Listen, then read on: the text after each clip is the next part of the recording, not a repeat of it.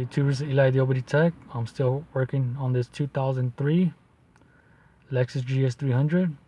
The customer did give me the okay to go ahead and diagnose that code, which was a P0037 heater control low circuit bank 1 sensor 2. So far the vehicle doesn't really show any engine code, just for the fact that I erased them from the previous video, which was the follow-up from that P0012. I'm going to show you guys real quick. So we're working from scratch, but at least we know that we did have that P0037.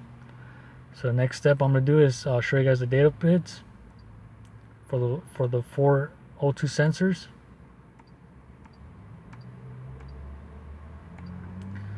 So with the key on engine off, all 4 sensors are reading 0 volts. So I'm going to go ahead and start the engine. And our focus will be on this one, on bank 1 sensor 2. Since the code description pretty much says low circuit, we'll see if this voltage fluctuates or not, or stays at 0. So here we go. So as the heater circuit starts working on all 4 sensors, the 0 condition should start fluctuating.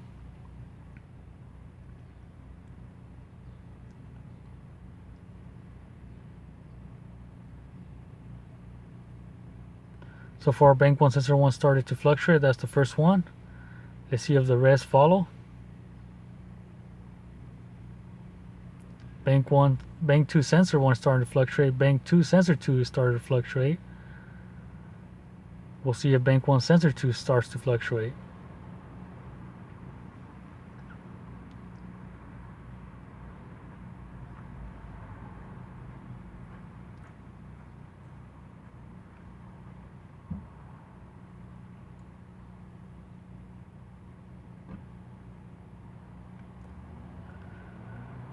Alright, so far we see that bank 1 sensor 2 is still stuck at 0. It's not really doing anything. Perhaps we have maybe a faulty heater circuit on the bank 1 sensor 2, or maybe there's perhaps a chance that we have a shorted condition on one of the wires from the heater circuit, or a potential open circuit on the heater circuit of the O2 sensor. I'm going to try to raise the RPM to see if we could make this 0 condition fluctuate, if any.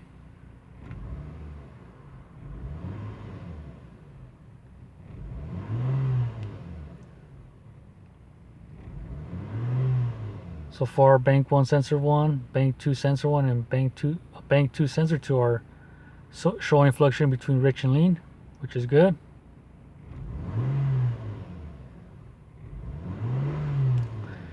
Usually when there's a heater circuit fault, either high circuit or low circuit, most of the time it's going to be a faulty O2 sensor, pretty much a faulty heater circuit. But I'm still going to verify the powers and grounds for the heater circuit. And I'm also going to perform some resistance checks on that heater circuit from the O2 sensor to see if it shows any high resistance or perhaps out of limits, which will pretty much conclude this diagnosis. If the resistance shows an open circuit or no continuity between those 2 pins of the O2 sensor, which is a heater circuit.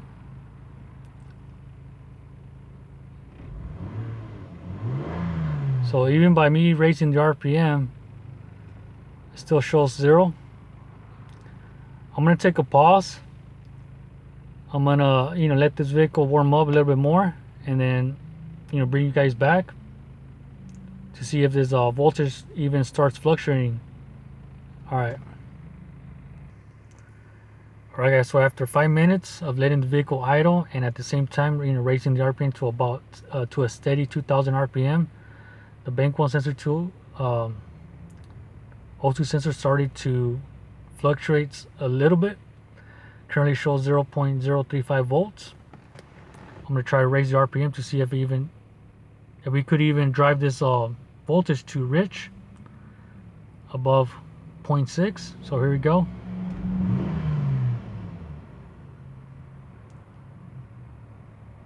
Still stuck at a 0 volt condition.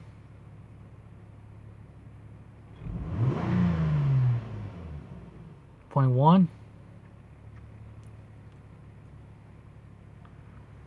So little by little this voltage is going up, but I'm thinking the heater circuit is no longer functional. So what's happening here is that the O2 sensor is getting heated up from the exhaust stream that's flowing through the tip of the O2 sensor.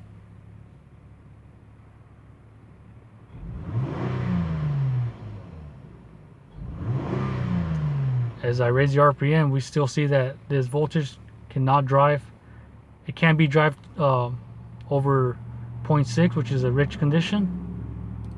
Downstream O2 sensor from the bank 2 sensor 2 is going rich, showing 0.8. But little by little, this voltage is creeping up. It's still a lean condition. Anything that's below 0.4 is considered lean. Anything that's above 0.55 is considered to be a rich condition. So right now it's almost in the stoichiometric 14.7 to 1 fuel ratio, air fuel ratio, I mean.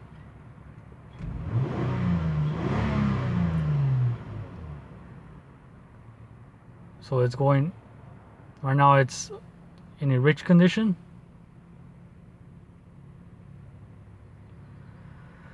Alright, so this is enough evidence for me to conclude that this O2 sensor might be faulty, that the heater circuit is no longer functional. And the best way to check, which is the easiest way, is to do a ohm check on the downstream O2 sensor, which is bank 1 sensor 2. So that, so that's going to be the next step, is to do an ohm check. Alright guys, so I'm currently ohming out the 2 black wires on the harness connector of the downstream O2 sensor, which is the one down there. That's bank 1 sensor 2. The one right here is bank 1 sensor 1. The connector for that one is going to be right here. So far, like I said, ohming out those 2 pins, which is those 2 black wires, which would be your heater circuit, your positive and negative. So currently it's showing OFL, which is a open circuit. So that pretty much concludes that the problem is a faulty heater circuit of this downstream O2 sensor, which is causing that 0 volt condition. I'm going to show you guys the difference between a good working circuit by ohming out the bank 1 sensor 1, which is the upstream. Alright, so I'm going to set up and show you.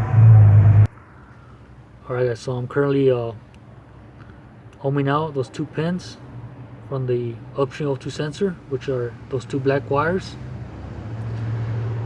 The resistance showing about 15.8. Specs for this vehicle, anywhere from 11 to 16 ohms. So this O2 sensor is within specs of between 11 and 16 ohms, which is good. As indicated from the downstream O2 sensor, it was showing OFL, which is outer limits. And I guess just the final check to this, I'm gonna use a test light,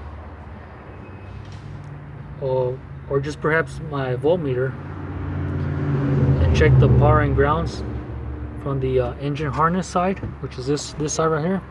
Alright, so let me set up and show you guys. Alright guys, so with the connectors already connected from the engine harness and O2 sensor harness connector, I'm currently back probing the heater circuit positive wire, which is black with red. And this should be showing about approximately 12 volts. That's showing 12.13.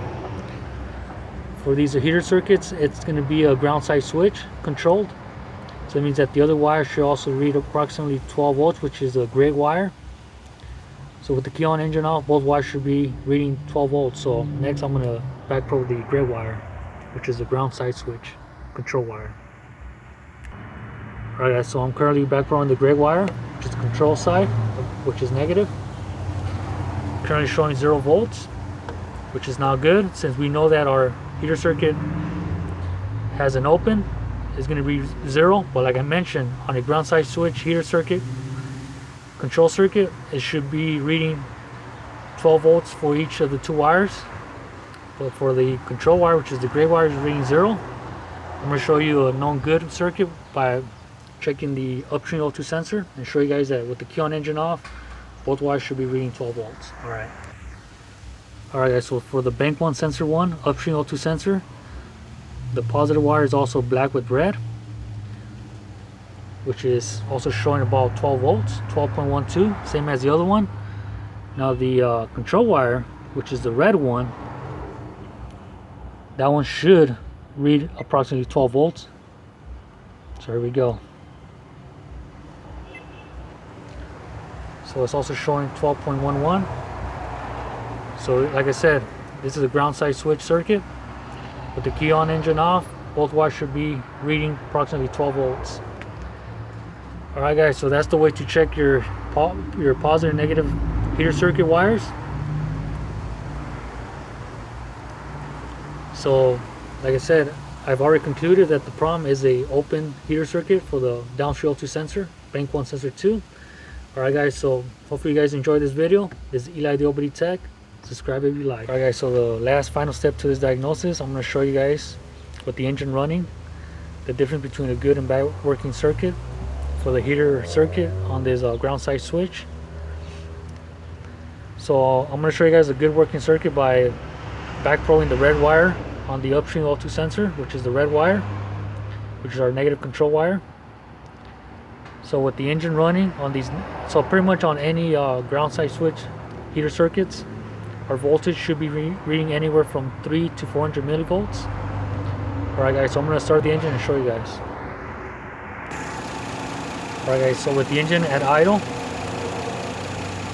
our negative control wire on the upstream O2 sensor, which is the red wire, is currently showing about 300 millivolts, which is within that spec of 3 to 400 millivolts. So that's a good working circuit for a ground side switch heater circuit O2 sensor. Alright, so next I'm going to back probe the downstream O2 sensor control wire, which is the gray one, and show you guys the difference. Alright guys, so with the control wire back probe, which is the gray wire on the downstream O2 sensor negative control wire, our voltage is currently reading about 15 to 16 millivolts, which is not good, which is way below the spec of 3 to 400 millivolts. And the reason that we're reading this low millivolts, just for the fact that we have an open circuit on the heater element on this downstream O2 sensor. Alright guys, so that's the difference between the good and bad working circuit. Alright, so the next step to this diagnosis is to pretty much replace this O2 sensor and then show you guys the final results and the fix. Alright guys, so just a little quick update. As I drove the vehicle to the parts store to go get the both of the downstream O2 sensors, since the customer requested to go ahead and replace both of them, the check engine light came back. It came back with the P0037, which is oxygen sensor heater circuit malfunction bank 1 sensor 2. So that just shows us that the downstream O2 sensor is no longer working, which is a heater circuit. Alright, so the next step is to just go ahead and replace the O2 sensor and then show you guys the final readings. Alright guys, so with the brand new O2 sensor, is not currently installed yet. Part number for downstream is 2344626. This is for bank 1 sensor 2. For bank 2 sensor 2, part number is 234-4603. Alright guys, so I'm currently ohming out those 2 black wires from the brand new O2 sensor, which is a heater circuit. It's currently ohming out to 15.7, which is within that spec of 11 to 16 ohms. Alright guys, so before I show you the negative control side of the bank 1 sensor 2 sensor, which is a gray wire, I'm going to first show you the 4 pits of all 4 O2 sensors. This is with the key on engine off. They're currently showing 0, so I'm going to turn the vehicle on And let's concentrate on this bank 1 sensor 2.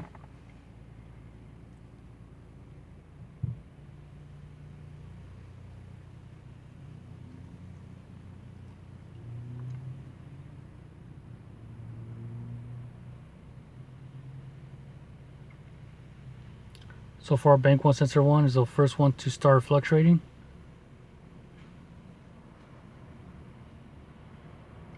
Bank 2 sensor 1 is the next one. Bank 2 sensor 2.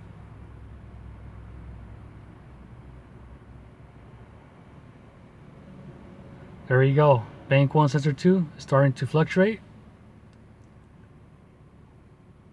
So that's a good sign. It probably took about 25 seconds before it started to show signs of fluctuating.